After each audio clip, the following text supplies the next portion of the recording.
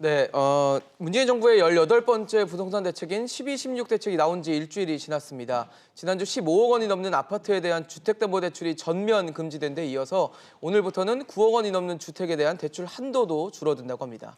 네, 이로 인해서 시장에서는 이제 집값이 안정될 것이라는 전망과 함께 실수요자들 부담은 더해질 것이라는 반응도 나오고 있죠. 12.16 대책 발표 일주일이 지난 시점, 우리 시장 어떤 영향이 있는지 자세히 짚어보겠습니다. 주택산업연구원 김덕래 주택연구실장입니다. 어서 오세요. 어서 오십시오. 네, 안녕하세요. 시장님, 사실 뭐 네. 일주일밖에 안 됐기 때문에 좀 이른감이 있는 건 사실이지만 최근 시장 분위기는 또 기대와는 좀 다르게 나타나는 것 같아요. 어떻게 보셨어요? 근데 지난주에 그 한국감정원에서 이제 주간 아파트 시세를 발표를 하면서 네. 또 오른 지표가 나와가지고 네. 시장에서는 12.16 대책이 뭐 효과 없는 거 아니냐라는 얘기도 나오는 것 같은데 그런 판단을 하기에는 굉장히 조심스럽고 경계를 해야 된다라고 생각을 합니다. 지난주에 나왔던 시세 통계는 그 대책을 반영할 수 있는 지표들이 아니기 때문에 조금 이번 주 그리고 12월 말 1월 초까지 시장을 조금 적어도 지켜본 상태에서 대책에 대해서는 조금 얘기할 필요가 있을 것 같고요. 네. 이번에 나온 대책이 사실 지난달에 나왔던 분양가 상한제가 27개 동을 핀셋 지정을 하면서 네. 그 이후에 한 달 동안의 가격이 시장이 안정화되지 않았기 때문에 그거에 대한 보완 대책으로 나온 성격이 굉장히 큽니다. 그런데 그 분양가 상한제 지정만 이제 확대를 한 것이 아니고 지난해 9.13 대책 그리고 2017년에 있었던 8.2 대책에서 나왔던 대출 규제하고 조세 정책까지 모두 강화를 했고 청약이라든가 그다음에 자금 출처 조서까지도 굉장히 고강도로 강화한 대책들이 나왔기 때문에 네. 시장에서는 이제 생각보다 굉장히 강한 정책에 의한 효과들이 있지 않겠는가라는 얘기들도 있습니다. 네, 왜 보통 12월 하면은 네, 네. 실제로 주택을 구입하려는, 그러니까 매매하려는 분들은 이때를 또 이용하시는 분들도 있고 오히려 또 전세도 수요 있으신 분들은 봄이나 가을을 이용하시는 분들도 있잖아요. 근데 아무래도 이제 12월 말 들어가고 1, 2월은 보통 비수기라고 얘기를 하는데 이제 학군 수요가 있는 지역을 중심으로는 아무래도 계약 전에 그렇죠. 이제 전세 주택을 마련하거나 아니면 이주를 해야 하기 때문에 사실 1, 2월 달에는 방학을 끼고 전세 수요가 조금 늘어나는 경향들이 있습니다. 근데 아무래도 지금 12월 말이고 뭐 또 다 이번 주에 또 크리스마스도 있고 연말 연초가 되면 아무래도 전체적으로 시장에 있어서는 비수기라고 이야기는 할 수가 있습니다. 네. 사실 이제 오늘부터는 이제 시가 9억 원 초과분에 대해서 네. 주택담보대출 LTV가 40%에서 20%로 떨어지면서 네네. 그러니까 대출을 덜 받을 수밖에 없는 네. 상황이 되는데 아무래도 실수요자들은 내 집 마련하고 싶은데 대출이 안 나오니까 네. 어려워진다라는 뭐 성토 같은 거 나오는 것 같아요. 좀 아무래도 어려울 것 같습니다. 서울의 중위주택 가격이 평균 주택 가격이 한 8억 정도가 됩니다. 그러면 그 정도보다 조금 높은 주택에 대해서는 사실 자금 대출을 받을 수가 없기 때문에 그렇죠. 현금을 오롯이 내 몫으로 보유하고 있지 않은 가구들은 이제 주택을 마련하는 것들이 어려울 것 같고요. 그렇죠.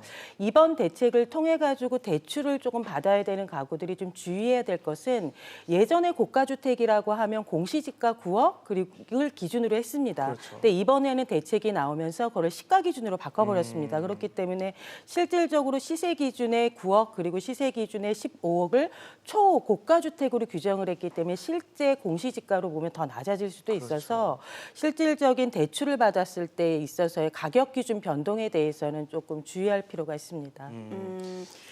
뭐 아무래도 대출 예. 규제가 있음으로써 전셋값이 또 오르는 거 아니냐라는 것도 네, 그런 우려들도 있는데 사실 주택 시장이 안정화가 되려면 전세 가구 중에서 내 집을 갖고 싶은 사람, 자가 가구로 전환하고 싶은 사람들은 자유롭게 좀 전환할 수 있어야 되는 필요가 있는데요.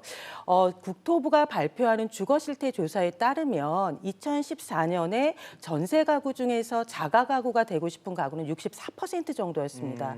그런데 이게 이제 시간이 지나서 2018년 기준으로 보면 73%로 증가를 하면서 전세 가구 중에서 자가 가구가 되고 싶은 가구들이 많은 거죠. 그런데 이걸 서울시에 있는 가구만 기준으로 좀 계산을 해보면 서울시에 300만 가구 정도가 넘게 살고 있는데 그 중에서 160만 가구 정도가 전세 가구입니다. 이 중에서 이제 집을 갖고 싶은 가구만 계산을 하더라도 98만 정도의 가구가 되기 때문에 이제 실질적으로 내 집을 마련하고 싶은 전세 가구가 많은데 대출이 조금 어려워지면 아무래도 자가가구 전환이 어려우니까 이제 임차 시장에 남아서 전세 수요화된 것들이 조금 증가를 할 수가 있습니다. 근데 이렇게 이제 대출 규제가 강화되면은 이른바 현금 부자들만 이렇게 네네. 집을 살 수 있는 기회가 있는 거 아니냐라는 얘기도 나오고 실제로 최근에 뭐 지금 호반 서밋 송파 여기에도 뭐 만여 명이 방문했다라고 하면은 청약 시장은 뭐 더더욱 달아올 수밖에 없는 분위기가 아닐까 싶어요.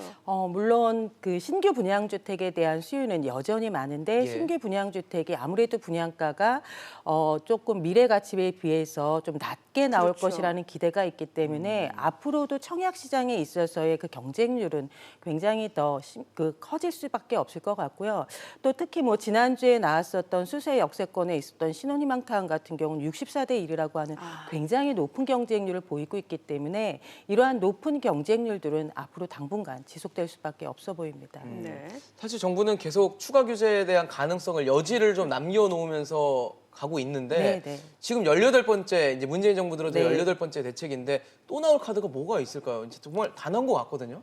뭐 공급 규제도 했고 수요 억제 정책도 했고 뭐 청약의 전매 제한에 그리고 그러니까요. 자금 출처 조사까지 다 하고 있기 때문에 정말 뭐 거래를 아예 못하게 하는 게 아닌 이상은 기존에 있던 대책들을 조금 더 강화하는 수준으로 나올 수밖에 없을 거 보입니다. 그러면 뭐 대출 규제나 그다음에 뭐 지금 조세 지금 보유세 강화들을 더 빠르게 할 세율 수도 높이거나 있고 뭐 세율을 이런 것들. 높일 수도 네. 있는 부분 그리고 지금은 저희가 주택거래 신고를 하고 있습니다. 네. 이제 뭐 예전에 굉장히 뭐 한때는 그럼 주택거래 허가를 해야 되는 거 아닌가라는 얘기가 나왔던 적도 있었긴 하지만 그런 게까지 갈 수 있게는 굉장히 과도한 부분들이 있고요. 실질적으로 지금 나와 있던 정책 수단은 굉장히 다양한 것들이 복잡하게 많이 나와 있기 때문에 소비자들이 굉장히 어려운 상태입니다. 그래서 이러한 규제들이 굉장히 많다라고 해서 주택 가격 주택 시장이 안정된다라는 것은 한계가 있기 때문에 실질적으로는 수요와 공급에 의한 균형을 찾는 부분에 있어서의 안정화의 방향들을